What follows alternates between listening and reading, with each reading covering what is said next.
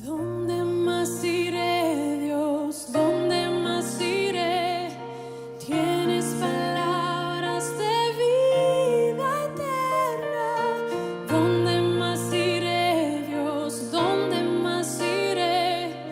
Tienes palabras de vida eterna.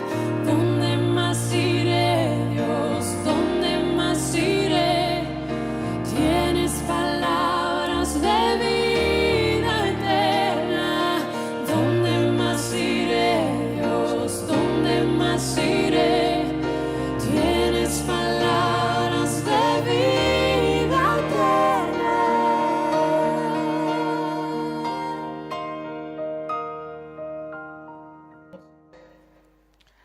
El título del sermón de hoy es Consuelo para corazones afligidos.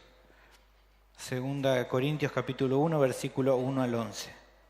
Dice así la palabra del Señor. Pablo, apóstol de Jesucristo por la voluntad de Dios, y el hermano Timoteo, a la iglesia de Dios que está en Corinto, con todos los santos que están en toda Acaya. Gracia y paz a vosotros, de Dios nuestro Padre y del Señor Jesucristo.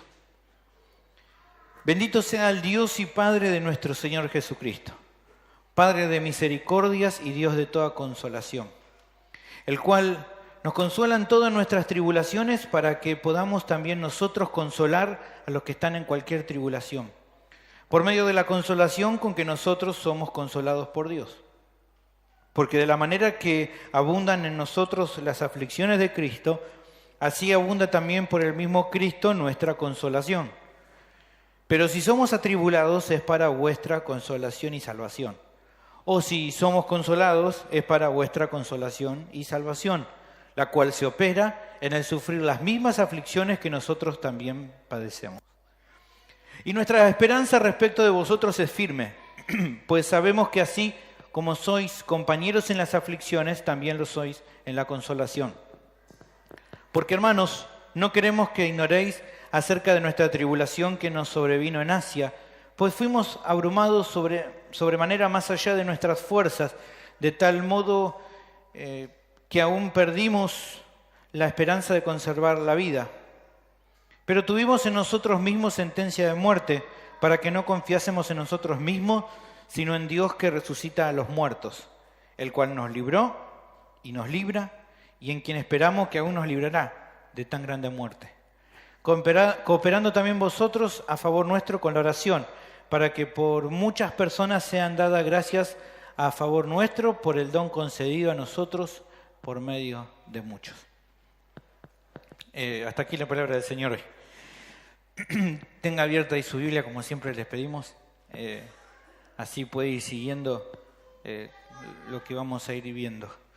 Al comenzar hoy, se me ocurre hacer una encuesta así, rápida. Sé que algunos dicen, bueno, esto no, me gusta a veces hacerlo un poquito interactivo y hoy se me ocurrió hacerlo así. Y creo que la opción que van a elegir, o va a haber una opción que van a elegir, va a ser seguramente la que va a tener una amplia mayoría. La encuesta o la pregunta que me gustaría hacerlo es, más o menos, calculemos 2-3 semanas para atrás, ¿a cuántos le ha pasado en las últimas 2, o digo tal vez 3 semanas, sufrir algún momento doloroso o haberse sentido afligido por algo, ya sea por algo físico, por algo emocional, por algún problema familiar, de cualquier otra índole? A ver, ¿cuántos han tenido un momento que han sufrido en las últimas 2 o 3 semanas? Bien, me imaginaba que no voy a dar otra opción porque ya veo que la mayoría, el resultado está claro. Casi todos sufrimos momentos de dolor en nuestras vidas. Lo que tal vez ocurre cuando a veces sufrimos es que nos preguntamos ¿por qué los creyentes pasan aflicciones? ¿Por qué sufren? Bueno, en un sentido es una pregunta a veces difícil de poder contestar o responder. En un sentido tenemos el concepto claro de que todo lo que pasa en el mundo está dentro de la providencia de Dios. Eso lo habíamos visto la vez pasada. Proverbios capítulo 16, versículo 9 dice: el corazón del hombre piensa su camino, mas Jehová endereza sus pasos. Es como, parafrasearlo a nuestro criollo, este texto sería como decir, el hombre propone y Dios dispone, ¿no? Más o menos algo así. O sea, que todo lo que pasa es porque Dios en su soberanía lo permite. Él lo va llevando como Él quiere. Y hasta ahí pareciera que todo es simple de entender y hasta de creer. El asunto es cuando vemos que el Señor permite que un creyente sufra. Ahí creo que se empieza a sentir, ¿no?, la lucha con esto. Porque nos puede surgir la pregunta, la duda es, ¿por qué Él permite eso? ¿Entendemos que Dios permite todo? Bueno, ¿por qué Dios permite que suframos? A veces la respuesta que nos damos y que nos aconsejamos, bueno, el Señor así lo quiere. Y yo entiendo que cada creyente entiende eso, que el Señor así lo quiere. Pero también luchamos con eso, porque inevitablemente al sufrir pensamos, ¿por qué el Señor actúa de esa manera? Entiendo que si sufro es porque es su voluntad, ¿no? Pero ¿por qué? Me ha pasado a veces en consejería, seguramente a los que le tocan discipular, a veces su discípulo ha dicho, ¿por qué me pasa esto? Y a veces me dicen, y mi respuesta es, no lo sé. Con absoluta certeza, no entiendo por qué Dios actúa así. Quiero serte sincero. Pero por otro lado, puedo afirmarte que sí creo que siendo Él sabio en todos sus caminos y entendiendo que todo lo que hace de acuerdo a su voluntad es bueno, es agradable, es perfecto, como nos dice Romanos 12:2, lo que eso implica es que con lo que hace cumple un propósito bueno Dios. Aún con el sufrimiento, aunque en la actualidad yo no lo entienda con claridad. ¿Me entienden? Al hacerte sufrir, Él tiene un propósito, y es un propósito bueno porque su voluntad es buena, aunque vos y yo no entendamos por qué. No vemos el final del cuento, pero sabemos de que tiene un propósito bueno. Hay algunos ejemplos bíblicos para comprender cómo Dios usó diferentes aflicciones con un buen propósito. Ahí tenemos el final de la historia. Por ejemplo, la historia de José y sus hermanos. Dios permitió que José sufriera la violencia de sus hermanos y luego cuando él termina llegando a Egipto, Dios prepara todo para que entonces él pueda preservar a toda su familia. Génesis 50:20 nos atestigua de esto. Dice, José le dice a sus hermanos, vosotros pensaste mal contra mí. No solo pensaron mal, también lo maltrataron. Mas Dios lo encaminó a bien para hacer lo que vemos hoy, para mantener en vida a mucho pueblo. ¿Ven? Otro caso, ahí cerquita, un par de capítulos más adelante, la actitud de Faraón con Israel. El endurecimiento de su corazón fue un acto que Dios usó para mostrar su gloria y su poder. Fíjense lo que dice Éxodo 9:16, y a la verdad, yo te he puesto, Dios le está hablando a Faraón, para mostrar en ti mi poder y para que mi nombre sea anunciado en toda la tierra. Entonces Dios usó también eso. Tenemos un montón de casos más en la Biblia, pero hay un caso emblemático y el más importante de todos. ¿Cuál es? La muerte de Jesús en la cruz. Para poder pagar por los pecados de su pueblo, Jesús tuvo que morir. Y esa era la voluntad del Padre, que cargar sobre el Hijo toda la ira que nosotros merecíamos. Esa fue la voluntad de Dios, que el Hijo de Dios sufriera. Hechos capítulo 2, versículo 23 dice, a Jesús, entregado por el determinado consejo y anticipado conocimiento de Dios, prendisteis y matasteis por mano de inicuos, crucificándole. Y en Hechos 4:27 dice, porque verdaderamente se unieron esta ciudad contra tu santo Hijo Jesús, a quien ungiste, Herodes y Poncio Pilato, con los gentiles y el pueblo de Israel, para hacer cuanto tu mano, está hablando al Padre, y tu consejo habían antes determinado que sucediera. Estaba dentro de los planes de Dios que Cristo sufriera. Esto ya no da una respuesta seguramente, Pero todavía nos quedan algunas dudas. Por ejemplo, ¿por qué Dios ha determinado obrar por medio del sufrimiento? Entendemos que Él por medio del sufrimiento cumple su buen propósito, pero ¿por qué usa el sufrimiento? ¿Por qué no usa otra forma? ¿Por qué no usa una forma que no nos haga doler tanto? Podríamos decir. Bueno, hay un caso en la Escritura donde alguien se preguntó algo similar. Este hombre es Job. Él sufrió muchísimo, pero no por causa de haberse revelado a Dios como sus amigos que lo acusaron durante todo el libro decían, sino porque Dios lo permitió. Al final de la historia de Job, él le pide explicaciones de las razones a Dios. Le dice, ¿por qué me pasó todo esto? Él dice, si yo no hice nada malo. Y Dios le responde. Pero no como él deseaba.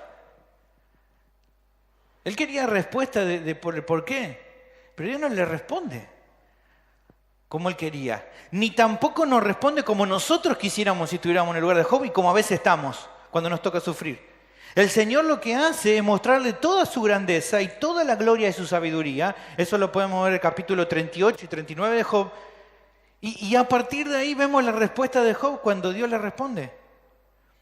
Dice en Job 40, versículo 1, además respondió Jehová a Job y dijo, ¿es sabio contender con el Omnipotente? El que disputa con Dios, responda a esto. Entonces respondió Job a Jehová y dijo, he aquí que yo soy vil, ¿qué te voy a responder? Mi mano pongo sobre mi boca. Cuando vio la grandeza del Señor, su sabiduría, dijo, no voy a reclamar más nada, ya está, me rindo. No voy a preguntar más por qué. O sea que la respuesta de Dios sería en un sentido aquí, con lo que vemos aquí en Job, es algo así. Dios es como que le diría, yo soy Dios y vos sos hombre. No voy a responderte acerca de eso, pero solo te digo que confíes en mí. La conclusión entonces es la siguiente. A veces no podemos entender con total claridad por qué la voluntad de Dios es que los creyentes sufran. Pero sí sabemos que siempre Él actúa por medio de eso, del sufrimiento, para cumplir con sus planes soberanos. Siendo Dios, Él se guarda en muchos casos el derecho de no revelarnos los motivos. A veces nos enteramos. A veces pasa que sí nos enteramos. A veces decimos, ¿por qué Dios no permitió tal cosa? Y después al final, por esto era que no habría permitido. Pero a veces no nos revela los motivos. Y está bien porque Él es Dios y nosotros somos hombres, somos seres humanos.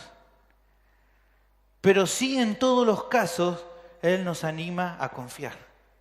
Deuteronomio 29 nos habla un poco de esto. Dice, las cosas secretas pertenecen a Jehová nuestro Dios. Mas las reveladas son para nosotros y para nuestros hijos para siempre, para que cumplamos todas las palabras de esta ley. En el primer sermón de hoy de esta epístola, no vamos a ver todos los datos del contexto histórico. Lo vamos a ir viendo a medida que avancemos.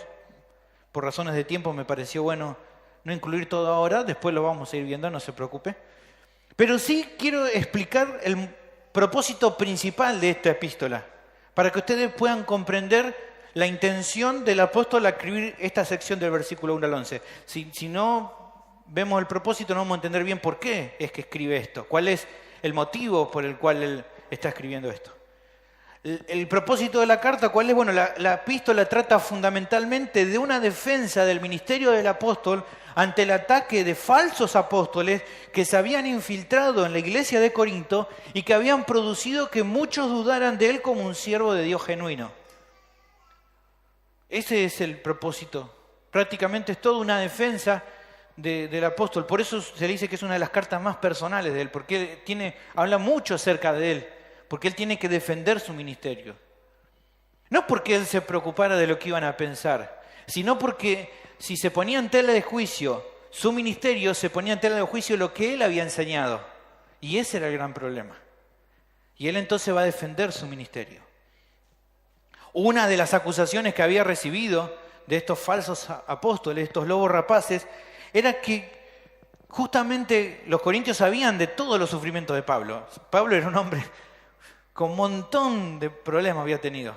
Entonces, vamos a ver aquí que los falsos apóstoles sacaron de todo lado lo que más pudieran para atacar la integridad de Pablo. Y una de las cosas que dijeron es, ¿vieron todo lo que sufre Pablo? Bueno, todo eso que él está sufriendo es porque Dios no está con él. Porque seguramente algo malo hizo. Lo mismo que les decían los amigos de Job a Job. Algo malo hizo seguro. No, porque un siervo de Dios no tiene que ser alguien exitoso. No puede ser así como él sufre. Y esta era la primera acusación que él recibió. Y entonces él va a responder. Él le va a responder en esta sección que un creyente sufre aflicciones, que alguien sufra, no tiene que ver con que el Señor lo quiera castigar. Aunque sabemos por la palabra de Dios que muchas veces, como nos dice Hebreos 12:10, Dios al que ama disciplina. O sea que en algunas ocasiones sí Dios te castiga, te disciplina porque te ama, porque estás en desobediencia, pero no necesariamente quiere decir eso. A veces puede ser que la voluntad de Dios es que sufra, porque en sus planes Él tiene que así sea. En la respuesta del apóstol a esta primera acusación encontramos, creo yo, tal vez uno de los pasajes más importantes que tenemos en la Biblia hablando del tema del sufrimiento y de la consolación de Dios. Creo que es uno de los más importantes. Y es precioso que lo meditemos juntos. Te animo a que me sigas porque sé que va a ser de mucha fortaleza para tu vida. Si mal no miré, creo que el 99,9 dijo que ha sufrido en estos días. Bueno, creo que este pasaje entonces te va a ser de mucha edificación. ¿Me siguen? Bien. El tema del sermón de hoy entonces es el siguiente. La aflicción y el consuelo para los creyentes son parte del plan de Dios. Este es el tema de hoy. La aflicción y el consuelo son parte del plan de Dios para los creyentes. ¿Cómo los usa Dios en su plan? Bueno, el pasaje nos muestra 3 aspectos de la obra de Dios. El primero lo tenemos del versículo 1 hasta el 4, principalmente en el 4. La aflicción y el consuelo cumplen un propósito en la vida del creyente. El pasaje comienza con el saludo característico de cada epístola paulina. Pablo, apóstol de Jesucristo, por la voluntad de Dios, y el hermano Timoteo, a la iglesia de Dios que está en Corinto, con todos los santos que están en toda Acaya, gracia y paz a vosotros, de Dios nuestro Padre y del Señor Jesucristo. En el saludo podemos notar quién se atribuye a la epístola, que es el apóstol Pablo. Nos dice quién acompaña al que está escribiendo, que era el hermano Timoteo, esencialmente porque él era uno de los que le traía el reporte de los hermanos en Corinto, por eso también está ahí con él. Y luego nos cuenta quién va dirigida la carta, a los hermanos de Corinto y a las congregaciones vecinas en la región de Acaya. ¿Se acuerda que vimos ya un poquito de que la iglesia en Corinto estaba en la región de Acaya, en el sur de la región de Macedonia? ¿Se acuerdan que habíamos visto un poquito de eso? Y bueno, entonces la carta está dirigida a los hermanos de Corinto y a las iglesias que estuvieran alrededor. ¿Por qué? Porque bueno, es muy probable que esta carta sea también para el resto de la iglesia cerca, porque aparentemente la influencia de estos falsos apóstoles había sido no solo en Corinto, sino también en las iglesias alrededor. Por eso era necesario que esta carta circule alrededor y todos la puedan ver. Por ejemplo, como para que tengan una referencia solamente a título histórico, se habla en Romanos 16:1 de una iglesia que era la iglesia de donde era la hermana Febe, la iglesia en Cencrea. Este lugar Cencrea, allí estaba el puerto de Corinto, era una ciudad que estaba, o una localidad que estaba a 16 kilómetros de Corinto, así que seguramente cuando habla de las regiones cercanas, de los hermanos cercanos, bueno, ahí había una iglesia, por ejemplo, en Cencrea, 16 kilómetros apenas de distancia de Corinto. Así que bueno, ya sabemos quiénes son los destinatarios. También como algo común en las epístolas del apóstol, en su saludo resaltaba la gracia y paz de Dios y del Señor Jesucristo.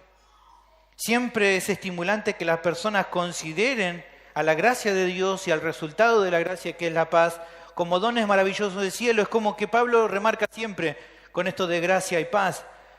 Y con esto de saludar con gracia y paz, él estaría diciendo algo así: sin esta gracia y sin esta paz que recibimos por eso, ni yo estaría escribiendo esto, ni ustedes estuvieran recibiendo esto. es solamente por gracia de Dios que lo podemos hacer. Pero hay algo también importante en este saludo inicial y que se va a relacionar con nuestro tema en cuestión. Fíjense que la sección inicia, el saludo inicia dirigido a ¿quiénes? ¿Cómo dice nuestro texto en el versículo 1? A la iglesia de Dios que está en Corintio, ¿con quién dice? Con todos los santos, o sea, todos los creyentes. Lo que va a expresar acá y que se va a prolongar en casi toda la epístola está dividida en dos grandes partes. La primera sección, la más larga, está dirigida básicamente a los creyentes que son genuinos. Porque vamos a ver que al final, los últimos capítulos, hay ya algunas dudas de que algunas de esas personas a las que va dirigida la exhortación final sean creyentes genuinos. Pero al comienzo de casi toda la epístola está hablando a los creyentes genuinos. Y por lo tanto, esto que le va a hablar solamente lo pueden comprender los creyentes genuinos. Esto de hablar sobre la consolación y el sufrimiento solamente lo pueden entender los creyentes. Para los incrédulos esto no tiene ningún sentido. Para ellos todo lo que tenga que ver con lo espiritual es locura. Y si todo eso tiene que ver locura, imagínense hablar del sufrimiento. Para un incrédulo es no, nada que ver, yo no quiero saber nada con eso. Para ellos son locuras, si no decía San Juan 1 Corintios 2:14. Pero en cambio, con esto que va a hablar, los creyentes, ellos y nosotros somos animados, exhortados, consolados y llamados a creer de todo corazón lo que va a hablar a continuación. ¿Por qué podemos hacerlo? Bueno, porque nosotros discernimos espiritualmente, entonces podemos entender esto. Y entonces luego del saludo habitual el pasaje continúa dando alabanza a Dios y ya metiéndonos de lleno en el tema de hoy. Dice, bendito sea el Dios y Padre de nuestro Señor Jesucristo, Padre de misericordias y Dios de toda consolación. En la expresión de alabanza se busca bendecir, el término es eulégetos, a Dios Padre. O sea, esto de bendecir es poner en muy alta estima, elogiarlo grandemente como Dios que es. Y alguno tal vez podría confundirse y pensar que, como dice el Padre de nuestro Señor Jesucristo, bendito sea Dios y Padre, que el Padre fuera mayor al Hijo. Pero eso sería un grave error. Claramente, hermano, el Hijo es en esencia uno con el Padre, igual en poder y en toda autoridad. Sencillamente, lo que en esta alabanza se está pronunciando, lo que resalta es el rol del Hijo, que Él se somete al Padre, pero de una manera voluntaria. ¿Y cómo sabemos que el Hijo no es inferior al Padre? Bueno, se nota que en cómo sigue nuestro texto. Fíjense que se lo nombra a Jesucristo como Señor.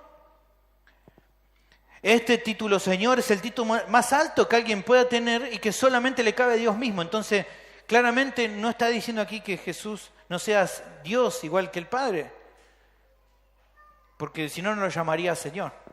Así que no es eso lo que estaba queriendo decir ahí. Y volviendo entonces a la alabanza pronunciada, se menciona a la primera persona de la Trinidad, al Padre, como Padre de misericordias. En esta expresión vemos el atributo de Dios que habla de su misericordia. Dios es misericordioso y toda la Biblia nos enseña de esta verdad, de que Dios es misericordioso. Fíjense Lamentaciones 3, 22 y 23. Por la misericordia de Jehová no hemos sido consumidos, porque nunca decayeron sus misericordias. Nuevas son cada mañana, grande es tu fidelidad.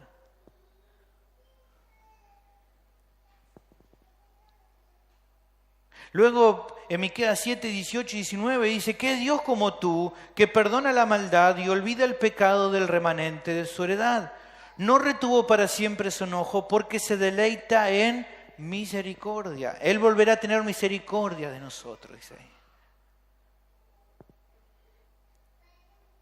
Entonces, Dios es misericordioso. Una forma de definir la misericordia de Dios es como lo hace un teólogo. Él dice algo así respecto a la misericordia de Dios. Él dice, la misericordia de Dios es la bondad de Dios hacia aquellos que están afligidos y angustiados. Dios es entonces misericordioso y por lo tanto actúa consolando a los que padecen. Y esta es una verdad que los creyentes siempre tenemos que tener en cuenta, hermanos. Así como dijimos desde un comienzo que Dios permite las aflicciones en cada cristiano, Él también actúa consolando en medio de la aflicción.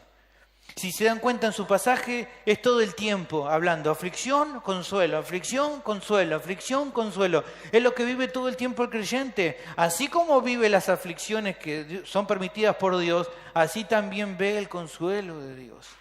Dios consuela tu corazón.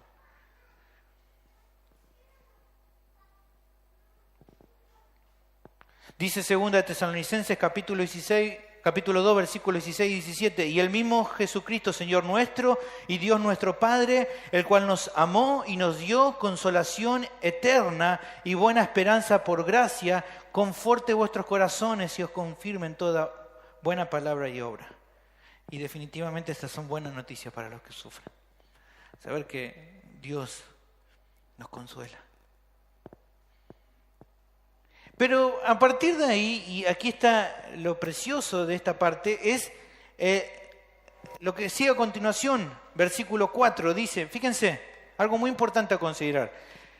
Dios, dijimos, de toda consolación, el cual nos consuela en todas nuestras tribulaciones, esto ya lo vimos, pero aquí fíjense que hay un propósito, ¿para qué? Para que podamos también nosotros consolar a los que están en cualquier tribulación, por medio de la consolación, con que nosotros somos consolados por Dios. Parece medio trabalengua, pero se entiende claramente lo que está diciendo acá. Él nos consuela para que nosotros consolemos con la misma consolación con que Él nos consoló. Es precioso eso.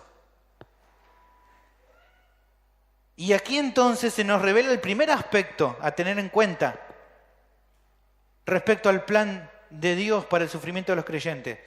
Al ser consolados en sus aflicciones por Dios, los creyentes pueden responder consolando a otros creyentes que están sufriendo.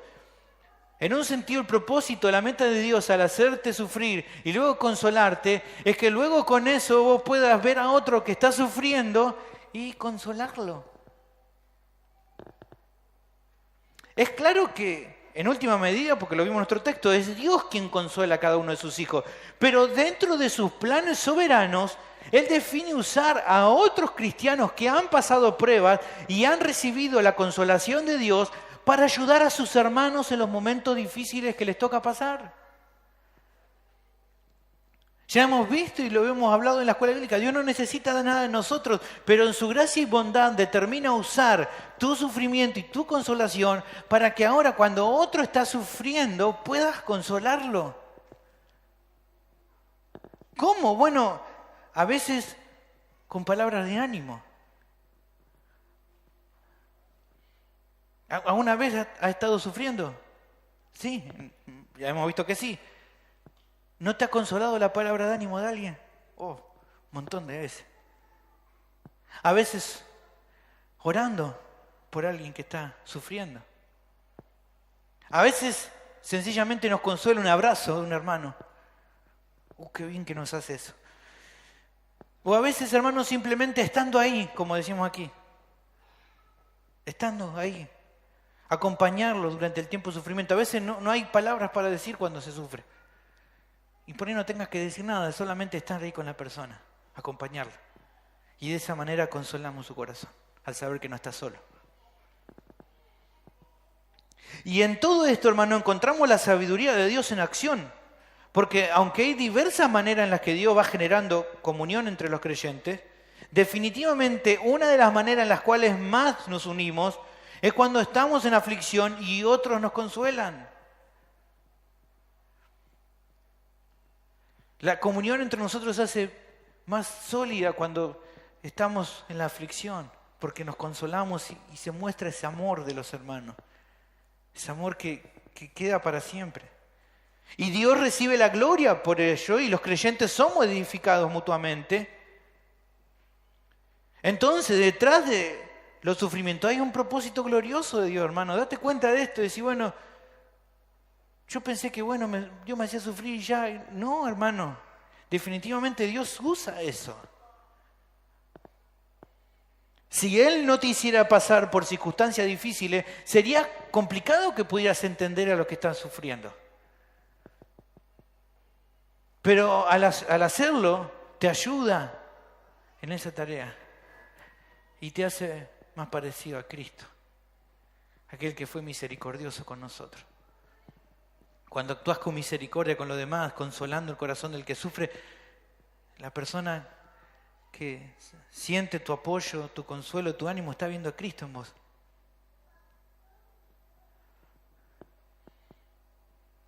¿Y por qué nos parecemos a Cristo? Porque Él puede ayudarnos también en las circunstancias que vivimos. Porque Cristo también sabe lo que es el sufrimiento. Isaías 53:3 dice respecto al Señor: despreciado y desechado entre los hombres. Dice, varón de dolores, experimentado en quebranto. Así que Él sabe lo que es sufrir. Por eso nos ayuda, porque entiende lo que es el sufrimiento. Y de la misma manera nosotros también, al conocer el sufrimiento y ayudar y consolar a otros, estamos actuando como Cristo. Mi pregunta es, ¿estás actuando así con los demás? Cuando ves a un hermano sufrir, ¿buscas consolarlo? ¿Ves que así te estás pareciendo más a Cristo? Sigamos adelante. Luego el texto nos muestra que la aflicción y el consuelo son parte de la vida terrenal de cada creyente. La aflicción y el consuelo son parte de tu vida. Y si no, volvemos a hacer la encuesta si te quedan dudas. Creo que es bien claro de que esto es así. El texto da más enseñanzas aquí, dice versículo 5, porque de la manera que abundan en nosotros las aflicciones de Cristo, así abunda también por el mismo Cristo nuestra consolación. Pero si somos atribulados es para vuestra consolación y salvación, o si somos consolados es para vuestra consolación y salvación, la cual se opera en el sufrir las mismas aflicciones que nosotros también padecemos. También un texto medio que nos cuesta comprender, pero vamos a intentar entender qué dice aquí. Lo que está explicando a continuación, hermanos, es la realidad que el apóstol vivía y que quería transmitir a los corintios, para entonces también defenderse de las acusaciones falsas. Fíjense que dice que de la manera que abundan en nosotros, está hablando de Pablo y también de Timoteo, las aflicciones ¿de quién? De Cristo. O sea, sus aflicciones eran a causa de Cristo. Y la consolación que recibía para seguir adelante también provenía de Él. Él no está diciendo, esto no me vino a mí por ser un testarudo o porque soy un fracasado o porque Dios no quiera que pase esto, sino que Él quisiera que esté mejor. No, todo lo que me pasa es a causa de Cristo. Así como Él me aflige, también Él me consuela. No porque Él hubiera actuado de una manera pecaminosa, sino que por medio de sus aflicciones, dice aquí, Dios había obrado trayendo consolación y salvación a los corintios. Dice, y si Cristo me aflige, es para vuestra consolación y salvación. En muchas ocasiones, hermanos, tu tribulación y tu consolación es para beneficio de los demás. Dios usó las tribulaciones del apóstol para cumplir con sus objetivos de consolar y salvar. En Filipenses 1:14 muestra que en sus prisiones los hermanos fueron consolados y animados al verlos fortalecidos. Pablo le cuenta a los filipenses cuando él estaba preso y la mayoría de los hermanos, cobrando ánimo en el Señor con mis prisiones, te atreven mucho más a hablar la palabra sin temor. ¿Ven? Dios usaba las aflicciones de Pablo para actuar en otros hermanos. También usó sus aflicciones para que otros pudieran venir a la salvación. En Hechos 14 se nos cuenta, hermano, que Pablo fue literalmente apedreado hasta pensar que estaba muerto. No es que los que lo apedrearon lo dejaron de tirar piedra porque dijeron, bueno, ya está, le tiramos mucho. No, dijeron, pues ya está, no gastemos más piedra, lo dejamos muerto. Y no se dieron cuenta, no estaba muerto. Dios lo guardó. Pero Dios usó en aquel lugar esta aflicción de Pablo, dice ahí en Hechos 14, un par de versículos más adelante. Dice rodeando el versículo 20, pero rodeándole los discípulos se levantó y entró a la ciudad, y al día siguiente salió con Bernabé para Derbe. Y después de anunciar el evangelio a aquella ciudad y de hacer muchos discípulos, las tribulaciones de Pablo fueron algo que impactó a la gente. Decir, ¿cómo este hombre puede seguir adelante? Volvieron, dice, después a Listra, a donde él había sido apedreado, a Iconio y Antioquía, confirmando los ánimos de los discípulos, exhortasen a que permaneciesen en la fe y diciéndole, es necesario que a través de muchas tribulaciones entremos en el reino de Dios. ¿Quién le iba a decir que no a Pablo? Si él sabía lo que era sufrir. En otros casos, hermanos, como se veía también con los corintios, sus dolores fueron una forma de colaborar con la santificación de ellos. 2 Corintios 7, 8 y 9, lo vamos a ver más adelante. Él mandó una carta entre medio de estas dos epístolas, una carta que no hay registro, y con esa carta fue re duro con ellos. Y él se sintió mal. Dice, porque aunque os contristé con la carta, no me pesa, aunque entonces lo lamenté, porque veo que aquella carta, aunque por algún tiempo os contristó, ahora me gozo, no porque haya sido contristado, sino porque fuiste contristado para arrepentimiento. Aunque él sufrió por hacer lo que hizo, finalmente se puso gozoso porque hubo un provecho. Dios usó eso, ese sufrimiento, y ese envió la carta para que los corintios se arrepintieran.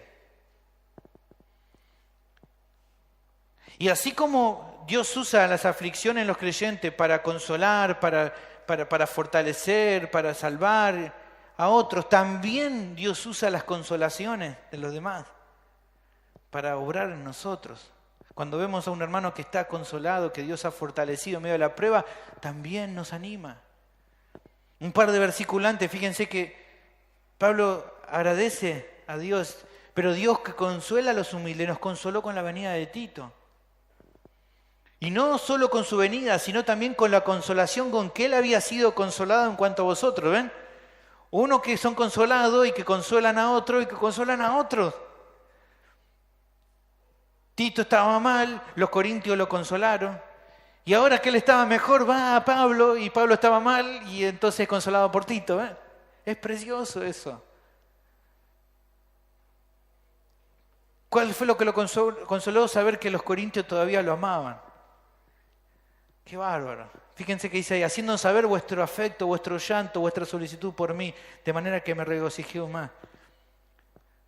Así como Pablo los había tratado tan duramente con esa carta que te digo, de la cual vamos a hablar más adelante, fíjate que él se siente consolado porque amaba a estos hermanos. Había sido muy duro con ellos, pero los amaba. Los amaba de todo corazón. Pero hay algo tan cierto, hermano, como que le pasó a Pablo, como cualquier otro de nosotros, y esto lo vemos a continuación, y es aquí el segundo aspecto de hoy. Dice, como decía el texto, nuestra esperanza respecto de vosotros es firme, pues sabemos que así como sois compañeros en las aflicciones, también lo soy en la consolación. Lo que aquí le está contando que así como a él le tocaba sufrir por causa de Cristo y era también consolado por Cristo, de la misma manera cada creyente va a ir padeciendo sufrimientos por Cristo y será consolado por el Señor. Lo que está diciendo es, lo que es cierto para mí, el sufrir por causa de Cristo y el ser consolado por Él, es cierto para cualquier otro creyente, porque ese sufrimiento y esa consolación es en virtud de estar unidos con Él. Todo lo que nos pasa es porque estamos unidos a Cristo. Al estar unido con el Señor, todas las cosas que son parte de Él, en un sentido también tienen que ver con nosotros. Así como Él reinará gloriosamente al fin de los tiempos, nosotros también, dice la palabra, reinaremos con Él. Así como Cristo recibirá la herencia del Padre, nosotros somos coherederos con Él. Pero así como Él sufrió, nosotros también participamos actualmente de su sufrimiento, hermano. Pedro lo dice, amados, no os sorprendáis del fuego de prueba que os ha sobrevenido, como si alguna cosa extraña os aconteciese, sino gozaos por cuanto sois, dice, participantes de los padecimientos de Cristo, para que también en la revelación de su gloria os gocéis con gran alegría. Y aunque esto suene, hermano, medio triste, decir, bueno, yo pensé que la unión con Cristo era perdón de pecado, vida eterna y que era una vida re exitosa. Si Él es el rey, yo entonces también soy un príncipe, una princesa de Cristo, entonces no voy a pasar. No, tenemos que sufrir. Vamos a sufrir. Si Él sufrió, nosotros también vamos a sufrir. Y aunque esto suene triste, hermano, toda esta aflicción en un sentido, quise compararlo para que ilustrártelo de una manera que puedas entender y que te fortalezca el hecho de comparar los dolores de parto de una mujer que está a punto de dar a luz. Y voy a recurrir a las hermanas, porque yo no lo sé. Lo que sufren es feo. ¿Quién va de eso que dicen dolor lindo? No es un dolor lindo, se sufre. Las que tuvieron parto natural, más, no sufren. Aquí tenemos una hermana que trabaja en las clínicas y ve cómo sufren las mujeres para tener sus hijos. Es sufrimiento.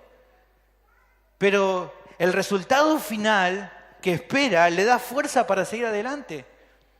Siempre vas a escuchar al partero, dale gorda, seguí, le dicen, ¿no?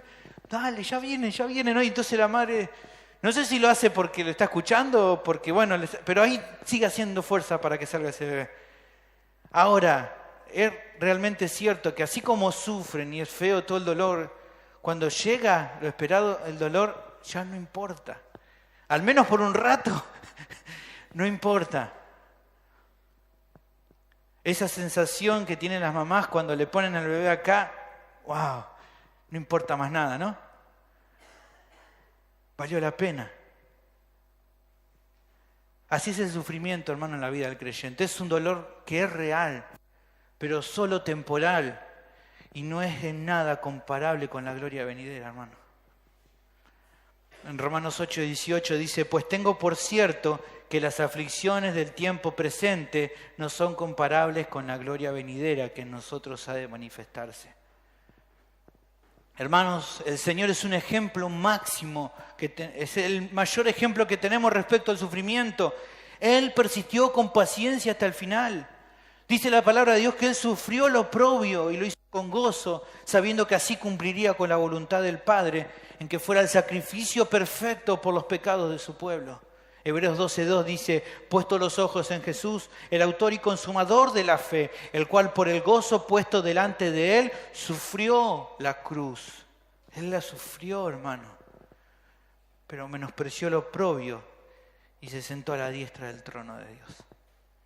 La tribulación, hermano, del Señor Jesús lo llevó a la muerte más vergonzosa, que fue morir colgado en un madero, soportando sobre él toda la ira de Dios.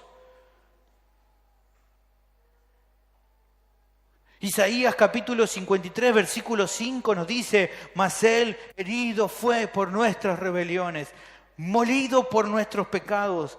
El castigo de nuestra paz fue sobre él, y por su llaga fuimos todos nosotros curados. Todos nosotros nos descarriamos como ovejas, cada cual se apartó por su camino, mas Jehová cargó en él el pecado de todos nosotros. Angustiado él, angustiado y afligido, no abrió su boca.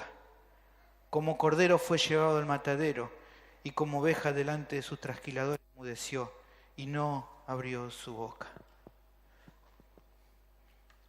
Él es el ejemplo de sufrir y seguir adelante. Pero también sabemos que el tercer día resucitó con poder y ahora está sentado a la diestra del Padre, esperando tomar plena posesión de todo lo que consiguió por medio de su sacrificio y muerte obediente en la cruz. Filipenses 2, 8 al 11 nos dice, estando en la condición de hombre, se humilló a sí mismo, haciéndose obediente hasta la muerte y muerte de cruz. Por lo cual Dios también le exaltó hasta lo sumo y le dio un nombre que es sobre todo nombre, para que en el nombre de Jesús se doble toda rodilla de lo que están en los cielos y en la tierra y debajo de la tierra, y toda lengua confiese que Jesucristo es el Señor, para gloria de Dios Padre. Ante semejante obra de salvación, ¿cómo no vivir por Él y para Él, a pesar del sufrimiento? Pero también quiero decirte, a vos que todavía estás aquí y seguís viviendo tu vida de acuerdo a tus propias ideas y no te has rendido al Señor de corazón, date cuenta que tu destino es la condenación. La cruz de Cristo muestra lo terrible que son tus pecados delante de un Dios que es santo y que es justo. Y solo el sacrificio de Jesús te puede liberar del castigo que te mereces por ellos. Solo Jesús, como el Cordero inocente que entregó su vida, solamente Él es tu única esperanza. Si arrepentido venís a Él, confiando en su sacrificio, podrás recibir el perdón de pecados y la vida eterna. ¿Qué vas a hacer al respecto? Hermanos, en el tiempo actual a veces pasa considerar que un creyente pueda sufrir en el camino del Señor. En muchos lugares suele verse como algo malo en la boca de muchos predicadores. Ellos dicen que un creyente heredero de Dios no debería pasar momentos difíciles. Que la voluntad de Dios, dicen ellos, es hacernos prósperos, felices. Pero esto es una desviación de lo que la Biblia dice, hermano.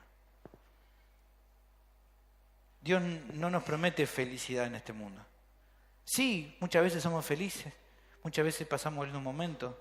Sí, a veces Dios prospera a unas personas, pero no todos. Y Dios nos prometió que no vamos a sufrir.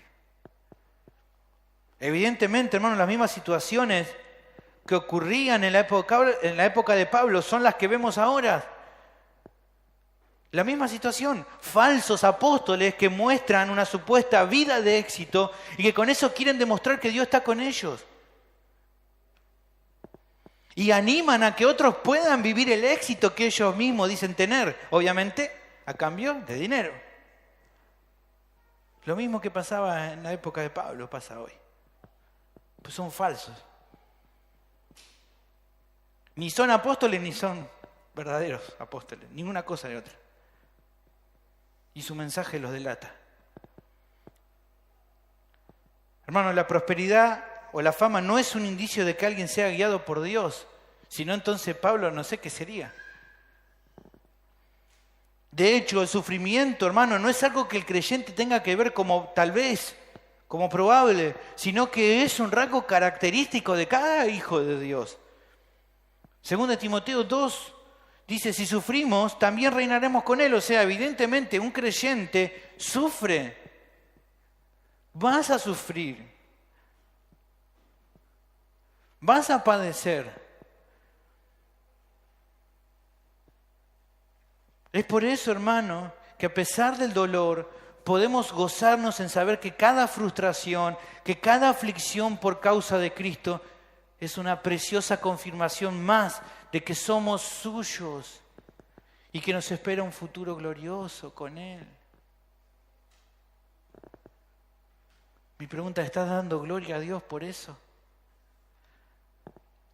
Finalmente, lo último que podemos ver al respecto es que la aflicción y el consuelo trabajan en el corazón de cada creyente.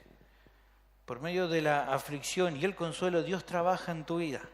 Eso lo vemos del versículo 8 al 11. Aquí el texto prosigue con el relato de una situación puntual de la vida del apóstol, que fue muy dolorosa para él y en la que aparentemente Timoteo también participó, porque dice ahí no queremos, porque hermano no queremos que ignoréis acerca de nuestra tribulación que nos sobrevino en Asia. Evidentemente también parece que Timoteo estaba también en ese momento. No estamos seguros de cuál fue la circunstancia tan dura que les tocó pasar. No lo dice ahí. Es evidente que los corintios sí lo sabían, porque él dice, no ignoren, recuerden eso que nos pasó en Asia. Así que ellos sí sabían lo que estaba pasando. Pero aunque no sabemos exactamente qué es lo que pasó, sí sabemos que ha sido una situación muy dura. Algunos dicen que tal vez fue que la situación empeoró ahí en Éfeso, no lo sabemos, pero lo importante es lo que vamos a ver a continuación, que es el tercer aspecto a tener en cuenta. Sea lo que sea que haya pasado, que haya sido tan duro, que en esa situación en la cual estuvieron tan afligidos y que fueron tan consolados, es que eso trabajó en el corazón de ellos. Y es lo mismo que podemos ver para nosotros también este tercer aspecto. El ánimo y la aflicción son cosas que Dios utiliza para trabajar en tu vida. Esa aflicción que pasaste y ese consuelo que viviste, Dios lo usa. Dios va a usar una y otra vez la aflicción y el consuelo para moldear tu vida, para tratar con vos, para tratar conmigo. Y vamos a ver algunas cositas acá para terminar que enseña al respecto. En primer lugar, muestra que muchas veces las aflicciones destruyen por completo las fuerzas y el ánimo del creyente. Muchas veces no destruye. A veces decimos, no, ¿cómo vas a...? No, vos tenés que levantarte, dale, vamos para adelante. No, a veces, hermano, las aflicciones nos destruyen. Aquí, fíjense que dice el apóstol, pues fuimos abrumados sobremanera más allá de nuestras fuerzas, de tal modo que aún perdimos la esperanza de conservar la vida. Destruido. Tal parece que la situación fue tan complicada que se sintieron totalmente abrumados. Aquí la idea de abrumado es sentir un peso tan grande que parecía imposible de soportar. Está diciendo, era tan el peso de la aflicción que no lo podíamos soportar. Ya no había fuerza. Es como vieron en las Olimpiadas los pesistas, llega un momento que parece que la quieren levantar y no pueden, no hay fuerza. Llegan un peso que es imposible levantar. A veces así nos sentimos con la aflicción, ya pareciera que no podemos levantarnos. Tan abrumados estaban que no les quedaron esperanza. Ellos aparentemente parecía que la situación iba a llevar a que todos ellos perdieran la vida por causa del Evangelio. Y rara vez entre nosotros nos pasa que hoy alguien pueda sentirse que va a perder la vida por causa del Evangelio. Es más probable que eso pase, como nos hablaba hoy Mauro, en otros países, pero aquí en Argentina no nos pasa eso. Pero aunque hoy no nos pase eso, algún día puede pasarnos, pero más allá así todo, es evidente, hermanos, que aunque tal vez no nos pase algo tan así como Pablo, en muchas ocasiones las luchas y las aflicciones que padecemos nos abruman tanto que perdemos toda esperanza que la situación se revierta. Y eso nos desanima completamente. A veces nos pasa, hermano. Decimos, no hay salida. Ya está todo perdido. Las fuerzas, hermanos, en ese momento se terminan y todo se ve oscuro. No sé, a veces pasará que en esos momentos la vida pareciera que no tiene sentido. A veces, hermanos, tanto sufrimiento que parecía que respirar hasta nos causa dolor. Estamos re mal, realmente mal. Hay momentos, hermanos, que nos encontramos así y no debemos negarlo. Nuestro corazón llega a deprimirse tanto que a veces decíamos mejor estar en la presencia del Señor que seguir viviendo así, hermano. Nos pasa. Salmos capítulo 88, versículo 6 dice, me has puesto en el hoyo profundo, en tinieblas, en lugares profundos. Sobre mí reposa tu ira y me has afligido con todas tus ondas. Dios nos lleva hasta ese punto, hermano. Y estando en ese hoyo tan profundo de dolor, de aflicción, Dios obra, hermano, de manera que nosotros no podemos explicar, pero Dios obra ahí. Justo cuando nos encontramos en lo más profundo de dolor. Dios obra, hermano. No, cada situación de ustedes debe ser terrible, seguramente. Y seguramente ha habido momentos en los cuales no hemos sentido tan mal, hermano. Pero evidentemente Dios obró en ese momento tan difícil. Nadie puede decir aquí, no, en el momento que estaba más difícil Dios me dejó. Nunca nos dejó, ni nunca nos va a dejar. Porque Él nos lleva en ese momento tan difícil, Él nos mete en lo más profundo de ese pozo porque quiere tratar con nosotros ahí. Porque es ahí cuando muchas veces puede tratar con el corazón de los hijos, de sus hijos, los cuales ama y busca formar a la imagen de su Hijo. Entonces Dios nos lleva muchas veces hasta ese extremo. En segundo lugar, hermanos, encontramos que Dios mismo nos pone en ese lugar para que no confiemos en nosotros mismos ni en nuestras propias fuerzas, sino solamente en Él. Y fíjense lo que dice Pablo a continuación. pero tuvimos en nosotros mismos sentencia de muerte, para que no confiásemos en nosotros mismos, sino en Dios que resucita a los muertos, el cual nos libró y nos libra, y en quien esperamos que aún nos librará de tan grande muerte. Tan difícil situación, esa sentencia de muerte, hermano, que sufrieron los hermanos, no era un despropósito de Dios o un dolor sin sentido. Era la forma en cómo el Señor llevó a estos hombres a no confiar en ellos mismos, sino solamente en Dios y en nadie más. Hermanos, los creyentes combaten un montón de veces con el orgullo y con su autosuficiencia. Todo el tiempo combaten con eso. ¿Tan es así? Bueno, mirá en tu vida, hermano. Mirá en tu vida realmente. ¿Cuándo han sido los momentos, en su mayoría, que más has buscado a Dios? ¿Cuándo fue los momentos que más oraste y clamaste a Él? Cuando estabas en mayor aflicción. Cuando realmente veía que la cosa parecía que no iba a tener salida, ahí humillabas tu corazón delante del Señor. Evidentemente, muchas veces el Señor nos tiene que llevar a esa situación para que dejemos de confiar en nosotros mismos.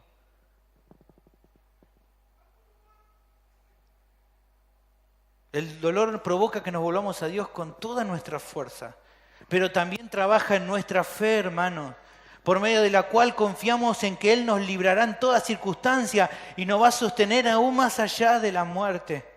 Como decía el salmista en Salmos 48, 14, porque este Dios es Dios nuestro eternamente y para siempre. Él nos guiará aún más allá de la muerte. En estas situaciones difíciles Él trabaja con nuestra fe también. Dios provoca la aflicción, hermano, para mostrar su gracia al sostenernos y así nuestra fe sea probada como el oro es purificado por medio del fuego. Primera de Pedro, capítulo 1, versículo 5, dice que ustedes que son guardados por el poder de Dios mediante la fe para alcanzar la salvación que está preparada para ser manifestada en el tiempo postrero, en lo cual vosotros os alegráis, aunque ahora por un poco de tiempo, si es necesario, tengan que ser afligidos en diversas pruebas, para que sometida a prueba vuestra fe, mucha más preciosa que el oro, el cual aunque perecedero se prueba con fuego, sea hallada en alabanza, gloria y honra cuando sea manifestado Jesucristo. Hermano, esto ha sido un constante en toda la historia de la iglesia. Aquellos que fueron distinguidos por su fe tuvieron que pasar por la aflicción. Así ha sido siempre. Estos días leía un libro de los mártires, lo que sufrieron nuestros hermanos. Pero su fe se mantuvo firme en esos momentos difíciles, cuando fueron perseguidos por los emperadores, en la época de la Inquisición, terrible, hermanos. Ni se imagina usted lo que ha pasado. Y aquí la palabra nos muestra hombres que fueron probados, y en la aflicción Dios trató con su fe. Dice Hebreos 11:17, por la fe Abraham, cuando fue probado, ofreció a Isaac, y el que había recibido las promesas ofrecía a su unigénito. Más adelante dice, por la fe Moisés, hecho ya grande, rehusó llamarse hijo de la hija de Faraón, escogiendo antes ser maltratado con el pueblo de Dios que gozar de los deleites temporales del pecado. Versículo 35 dice, las mujeres recibieron sus muertos mediante resurrección, mas otros fueron atormentados, no aceptando el rescate a fin de obtener mejor resurrección. Otros experimentaron vituperios y azotes, además de esto prisiones y cárceles. Fueron apedreados, aserrados, puestos a prueba, muertos a filos de espada. Anduvieron de acá para allá cubiertos de pieles de ovejas y de cabras, pobres, angustiados, maltratados, de los cuales el mundo no era digno, errando por los desiertos, por los montes, por las cuevas y por las cavernas de la tierra. Hermanos, Dios forma nuestro carácter como siervos utilizando el dolor que pasamos, porque nada nos hace más fieles y humildes que eso. El sufrimiento nos hace fieles al Señor. El sufrimiento nos hace humildes. En tercer lugar, hermanos, Dios moldea nuestros corazones en la aflicción al lograr que haya, como dijimos al comienzo, una comunión fuerte de unos con otros. Dice nuestro texto finalmente, cooperando también vosotros a favor nuestro con la oración, para que por muchas personas sean dadas gracias a favor nuestro por el don concedido a nosotros por medio de muchos. Como los corintios sabían lo que era el sufrimiento, pudieron cooperar, o sea, ayudar al apóstol y al resto de los hermanos orando por ellos. Hermanos, cuando supe lo que era el dolor de perder un ser querido, es cuando pude orar con más fuerza por aquel que estaba sufriendo lo mismo. Cuando un creyente sufre, hermano, por cualquier cosa que Dios permite, es que puede orar con mayor fuerza por aquellos que pasan la misma circunstancia.